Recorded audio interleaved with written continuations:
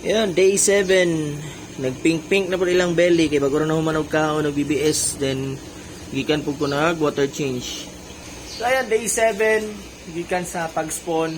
And day 5. Gikan sa ilahang pag-hatch or date of birth. So, nakatay ito bagon. Kini 90% water change ba daw? So, yes sir, 90% water change ko dire. Kay 3 times a day ko kapakaon. So, dali ramay spoil ang tubig.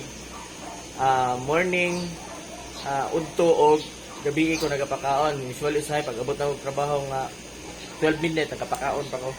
So 90% sir, kay dili man pud siya tap water, dili man pud siya direct sa faucet. Stock water man pud akong gigamit. Next question siguro is water shock ba? So far wala man pud sir, kay morning man ako ginabuhat. Same pa ang temperature sa tubig kada buntag. So, every morning lang ko nag-water change, sir. So far, wala man po na water shock and namatay. So, wala akong practice, sir. 90% water change every day. O, unta, sir, natubag na ako imong question. O, hanggang sa sunod, dalayo ng Diyos.